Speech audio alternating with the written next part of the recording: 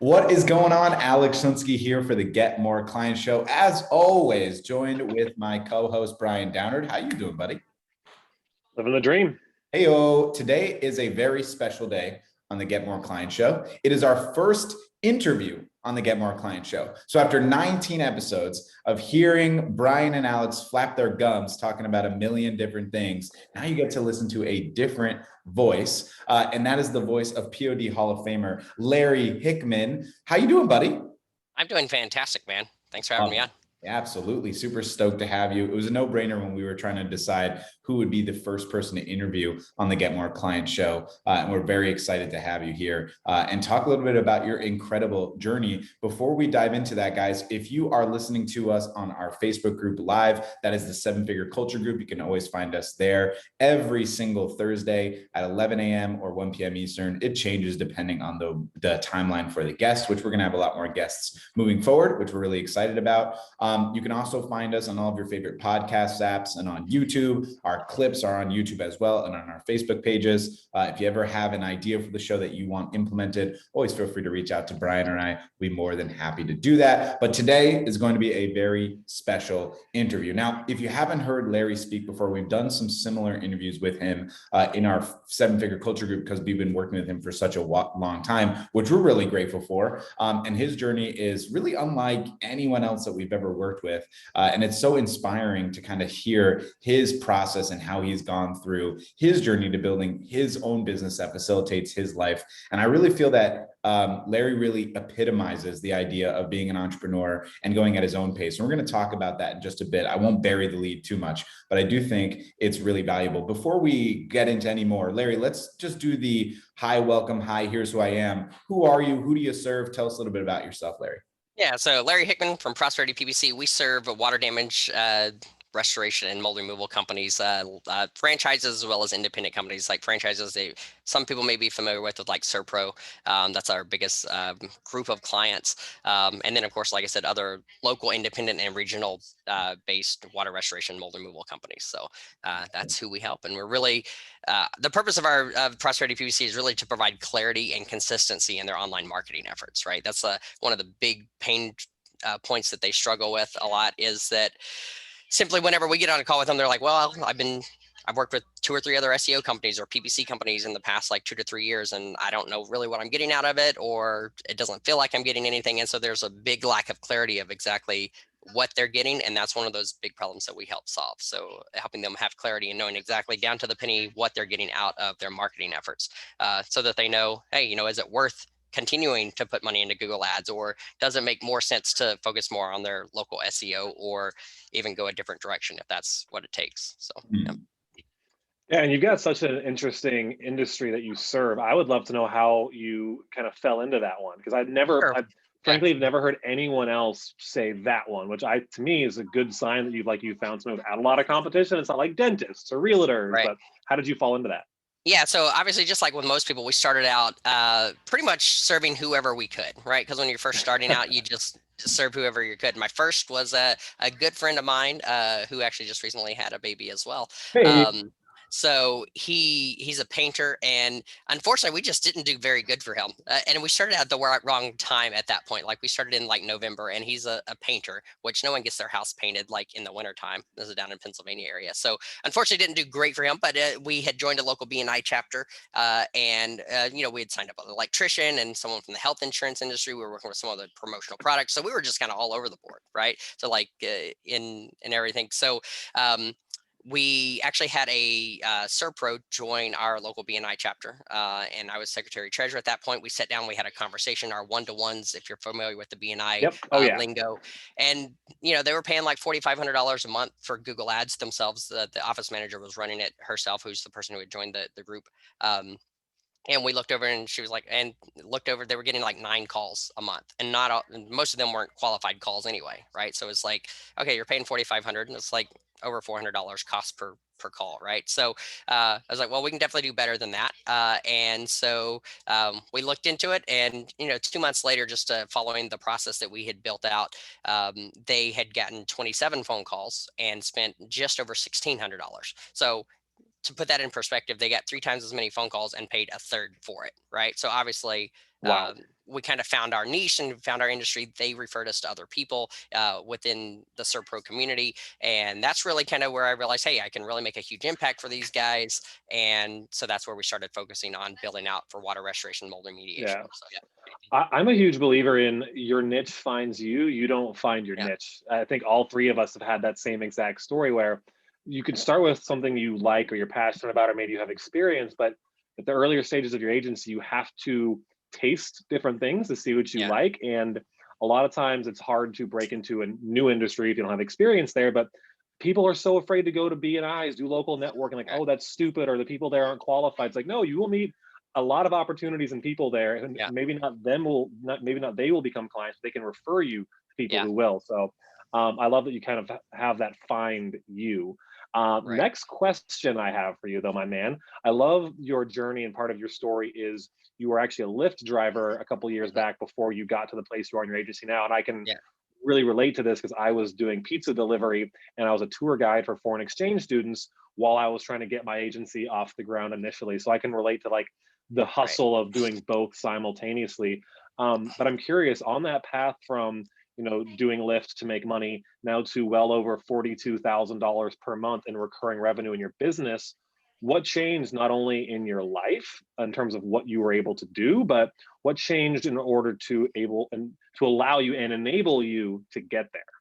Yeah, so that's well, that's a lot. Okay, so It's a let's lot. It's a actually big go back a open-ended little bit question. further. So like, funnily enough, like whenever I met Alex, like I said, I was driving for Lyft, but I had back in August of 2018, I want to say. So I started the agency before then, and I'd worked at Nordstrom. I was a manager at a Nordstrom store Mm, for a few years, and had built the agency to a point where I was making triple my money than I was from working as a manager at Nordstrom. So I finally decided to quit. Right. So awesome. September 1st, my first day being out on my own officially in the agency and not actually working a job. And then 2 weeks later, like all but one of my clients, this ServPro, actually paused or canceled their service through no like anything that we had done. We hadn't done anything wrong. It was just simply that one, their building burned down. So like they obviously had to stop marketing, right? One, Wow. completely changed and restructured how they were doing some parts of their business. They were merging with another company, and so it became something that, hey, we have to put this out. So there's several different instances like that to where it's like, like with the health insurance guy, they were going into the big, open enrollment time. And so they're like, hey, we have so many calls that we can't even deal with it. So we need to pause Mm, it. So all these things that's the kind of happening worst. in and around that, to where it's like, I suddenly went from, bringing in like $7,500 in the agency to down to $1,000 a month. Right. And so it's obviously, that's when I started driving for Lyft, right? Just because, hey, I didn't want to go back and work a job. Especially, I just told everybody at Nordstrom, hey, I'm quitting because I'm doing so good in my business now. I can 2 weeks I later, remember the right? feeling, yeah. So I burned then, that bridge. I couldn't go back to yeah, that pizza place. I was like, fuck you sure. guys. I was Yeah, that right. bad. Yeah, yeah. I didn't do it that way, but I'm at the sure same Larry point in did that time, at Nordstrom. Hey, call you at yeah, right. Nordstrom. Also on the mic, everyone Yeah, that's buying from Nordstrom, I hate you. yeah, That's yeah, how it right, ended. No, what I did is right. my last delivery is I just took that pizza home and I never delivered it to the person or Never shipped delivered, you just ate it. I just took it home and I kept it. That's Rebellious, I tell you. incredible. That's right. Stick it to the man, I tell you. So yeah, so that I started driving for Lyft because, hey, I needed to make money. My girlfriend at the time was luckily, and this is when I knew that I wanted to marry her, is that she was willing to support me as I went through this transition, right? But that was also another thing that we sat down and had a real conversation. She's like, when we first got together, she wanted to have kids, and obviously, if I can't support myself, how am I going to support her and children, right? So, which is a legitimate concern and question. And so she's like, well, I'll give you, 3 or 4 months. We'll revisit this, and because this was in September, October timeframe. We'll revisit this at the end of the year and just see how things are going. So that obviously put a fire under my ass about getting things done, because obviously the relationship mattered a lot to me. So she's now you know now married and all that. So good stuff. It Awesome. turned out all right. But that's where I first came in meeting Alex, right? I was driving for Lyft. Whenever we had our first conversation, we were looking at the coaching program, and then I knew that I needed to be there. And that's what we said on the call, is like, hey, I know that's where I need to be. I know that's the level of help that I need, but literally at that point I had $51 in my bank account, right? And I went out and tried to do financing options, and obviously being an honest guy, not willing to lie on applications about income I was making. Like, I went to 7 different outfits and no one would lend me money because of course, why would they? I have no income. I don't know if I'm going to be able to pay my rent next week. Why would they lend me money, right? So, which makes sense. So, but through following some of Alex's advice that you gave me for free, which I greatly appreciate, I was able to go and sell a couple more clients, which then I rolled that money in to doing the bigger coaching program. And then fast forward, that was like in, I want to say, we got started with the bigger program in January, so a couple months go by, right? So did some of the free advice stuff in November, December. January had got enough to go into the bigger This program, was and then January 2019. 19, yeah, right around there. And then what, at mid-February, somewhere thereabouts, I was at 10 figures, or 10, not 10 10 figures, sorry, figures. Oh, damn. 10,000. I What know, am right? I That'd be great. No, missing? $10,000 a month I was hitting there. So I was really happy about that. And obviously, obviously the point in that is I would have eventually gotten there, but maybe it would have taken me, 2 years or 3 years or whatever. I don't know how long it would have taken, I but say this all the time, Larry. I feel certainly like, that's the important part, is like, I couldn't have done it in yeah, 2 months or 3 months, or even if you look at from September to mid-February, 4.5, 5 months, I couldn't have done it in that time frame, like, yeah. hands down. Like, it just, I say this all the time, Larry. We help winners win. It's just a right. lot easier to work with people that are already on their path to success, but having that kick in the ass to move forward is so much more beneficial. Like, when I was getting the help from the people that supported me, like a big shout out to like Austin Netzley, John Davey, even Scott Olford, Rogan Moser. Dave Rogan Moser for sure. Brian and I were both in his program in 2016, which is, holy crap, seems like a lifetime ago. Like, I was going to win already. Brian was going to win already, but having support to win more or faster is so valuable. And I think this is a really interesting segue to my question. You and I have butted heads, not in any bad way, but especially in the beginning, about the trajectory and the pace in which you want to sell, right? Now, we're going to talk about that pace here in just a little bit, but specifically on the sales model, right? I was really hammering you on one call close, be more aggressive with the offer, more confident with the offer. But you're a very laid back person, a person of, I'm going to build relationship first. I'm going to have 17 calls before the sale. I'm obviously overemphasizing it. It's not that reality, but I think at that time, you're probably averaging 3, maybe 4 calls before close was happening. And I really wanted you to slim it down and make it harder, or make it easier for yourself so it wasn't as hard.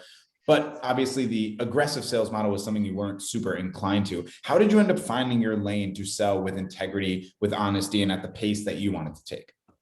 Part of it is just realizing that I knew more than my clients did, in essence, and that gave me the confidence of saying, "Hey, I know what they need." Like, I could listen to. It's just like with anything else. When you're first starting out, you don't know what you don't know, but then as you have conversations, and that's the key to this, right? The more conversations you have, and the more businesses you see and you work with, you realize, okay, I know a lot more than they do, right? When it comes down to I wouldn't go out and try to tell my guys how to, how many dehumidifiers they need and air movers they need to dry out a property. Like, I don't know that shit, right? So, I mean, I don't try to tell them how to do their side of their fulfillment, but I know the Google Ads side, right? And we know the local SEO side. So we can do that incredibly well. And so knowing that I know more than them, that really kind of helped me do that. So where I can listen, ask very specific questions. And it comes down to, like, back when I was selling shoes back in Sports Authority, back when I was 20 years old, it's like someone would come in, "Hey, well, where are you trying to go? What are you trying to do?" "Oh, I'm running." "Okay, well, how far are you running? Are you training for a marathon, or are you just like a weekend warrior just trying to do, so you find out, and then you can find a path knowing what I know about shoes and, materials that are used to build and what they're designed for and everything. Then I can go, okay, these 3 shoes out of the 20 or 30, or in that fact, that point at like 300 different models of shoes that we had, right? It's like, these are the 3 you should really try on. And out of those, you go from there. So it really kind of building out that kind of mentality and understanding the exact questions I need to ask so that I can Love that. offer them exactly what they need. So then it's like, it's, not just, "Hey, I just want to work with you just to work with you and put money in my pocket." It's like, this is what you need to get you where you want to go. And once I had that, then moving into a closer to a one call close, and we've certainly done those, has made a lot more sense, because then I knew the questions to ask, and I knew exactly what to, where are they at, where they want to go. I know what I can do, and hey, this is what you need to do. And that gave me a lot more confidence, and confidence is the key there, is just saying, hey, this is what you need to do. And you can either say yes or no, that's on you. But Love that. if I'm Yeah. presenting the option, then it's their decision to do that. And that's kind of bringing it into, like I said, not being terribly aggressive of a person, right? Just saying, I feel like I do my job best whenever I play that advisory and consultative role. Is like, I can gather the information and I know where you need to go. And then it's up to you if you choose this shoe or that shoe or that shoe, or this program, that program, or that program. Fine. You're That's on you. prescribing them. Yeah. You're Yeah, prescribing them, exactly. Right. which So I it love. really, yeah, exactly. It's really diagnosing whatever's going on. And then, and you can do that within one call once you know enough. Right. Yeah, And I once you love know that. the exact questions to ask, and then you can be confident in the solution that you're offering. And then when they decide to move forward with you, that's on them. So Yeah, confidence is the cure-all, right? It's the panacea. yeah, We talk about it a lot, yeah, about feeling comfortable and confident in your own expertise, because I feel like a lot of people want to give everyone the buffet metaphorically, but when you realize that only the appetizer is required on the sales call for them to realize, oh my God, this is the best thing I've ever tasted in my life, metaphorically, and now I want to, get the whole buffet, makes it so much better. And I love that. And you're a damn good chef. Now I'm really hungry because we've been talking too much metaphors regarding food, but that's cool. I do want to ask you the next question, the kind of the next stage of your business after you had realized, hey, I can do this myself, I can sell, I can build out my processes, but obviously becoming a CEO, becoming a manager, very different model for you. And one of your initial desires in working with us was that you told me you wanted to hire your sister, move more towards a CEO model, do what you want to do with your time, spend more time with your kids. This is even before you had your child, but I'm pretty sure she was pregnant, your wife was pregnant. But regardless, you had ended up hiring your sister. How did you shift from the freelance mindset, doing it yourself, to becoming a CEO? How's that worked for you? It's worked out really well. My sister's actually on a call right now. We kind of share an office, so she's over there with a client right now, going over running our process. So, Hi, um, Michelle. yeah, I don't know if she can hear you. She's No, on she her can't. phone. You're good. So like focus. I just wanted to Let her do it. focus on her work. So, so it's worked out incredibly well. Yeah, that was one of my goals. Like, obviously, we come from a background where no one really in my immediate family has really been incredibly successful on a financial standpoint, right? So it's been a change in me, building this business and then being able to hire people and provide work for other people. And this is something that I admire about our own clients. And one of the things that I aspire to as well is when they hire someone, they're putting food on someone's tables, they're helping someone out in a situation where, in the case of like a flood or, like a storm comes in or whatever, they're going in those situations and really helping their clients get back to good. And through my own success here, my sister can kind of see that journey because we communicate. We're not like estranged or anything. We talk frequently, and now that we work together even more.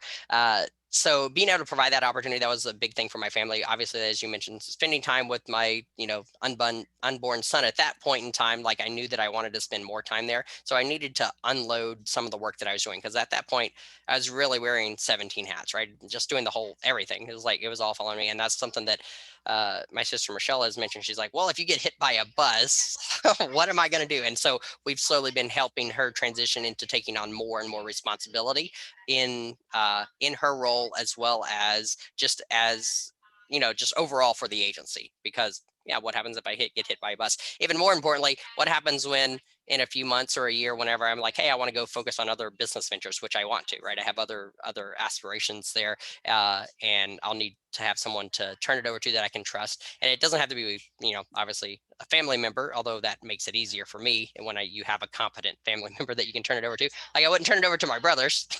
They're watching, no offense, but I wouldn't. They're not watching, but it's I just one of wouldn't those either. things, what I'm saying? There's certain people you wouldn't, but she's someone that I would. And so she's really eager to learn all this stuff. And you guys have been incredibly embracing of having her in the community and going through a lot of the trainings and teachings that you guys allowing us to utilize you guys as a resource. And she's been soaking that up. Right. So, I mean, you Big guys see shout her out on to the Michelle also, calls and everything. So, herself yeah. a POD Hall of Famer. So big shout out to you, Yeah. Michelle, as well. Even though you're not listening and you're on another call, it's cool. She's Cool. doing We her work. love you. Yeah, It's all good. It's all Yeah. good. I would personally be more worried about bears than buses in Alaska, but joking aside, I know not everyone's gonna have the chance to maybe hire a family member, someone they really trust, but what do you feel like was the key to giving up control and feeling like, okay, I don't need to be a micromanager? Well, that took a while. So even I after don't think hiring it, I someone, don't think right? it ever goes away, It, probably, it, right? it But may it's a not big ever go step. away. I want it to, though. That's the thing, is I want it to be like, seriously, where I come in, I do a weekly meeting, and hey, somebody else runs the business. That's ultimately, I think, the goal, right? Yeah. Of anyone building a business, at first, it's all about survival and hey, I have to pay my rent, right? Which is, at Yeah. least for me, it was. And then it can slowly transition into, okay, how do I remove myself from this? I don't need to do that. Like, there's certain things that I'm just not good at, like graphic design, or well, anything that's really detail oriented in that kind of a way. Like, you don't want me to try to do it. I can barely draw a stick guy, right? And even so, Yeah. it's disproportionate. If you try to get me to do graphic design, I'll spend 30 hours doing it and I won't like it and it won't have moved forward, right? So I realize that's not my forte. I'm better with client communication, better with talking with people and building that relationship in that way. Michelle's also actually really good about that. So we've had to, she's also better operationally and keeping things on more on a project basis than I am. I'm definitely much more of a bigger picture Yeah. visionary kind of a thinker in a lot of ways. So I don't want to get into the minutiae of like building out the process and do it. I mean, like I said, like I procrastinate on that stuff. That's what I naturally Yeah. like, get away from that. So because it's not a strength and because it's something I get away from, that tells me, hey, I need to hire someone that loves this kind of thing to do it. Right. And that's really what it comes down to, is realizing what you're good at, or what you enjoy doing, or both, right? Usually they go hand in hand. And then hiring people that, and focusing on that, who that person needs to be to take on that role, right? So that's, I think, really important in terms of the character of, you want someone that's hardworking and that's almost a perfectionist. And in my mind, this is how I think about it, right? Someone that's almost a perfectionist, to where they think they're not good, but they're really great. And so they're Mm. constantly downing themselves. So it's pushing themselves to get better. And Mm. therefore, if you come in and be their cheerleader, then they really can excel at that role. And I feel like, That's I a don't know, that's just a couple that's a thoughts. powerful insight. I So, really like that a lot, man. It's Super great, yeah. valuable. for sure. Thank you for that. I have Yep. one more question I'd like to ask of you today. So we're, by the way, everyone, thanks for hanging out on the live with us. See a lot of people here.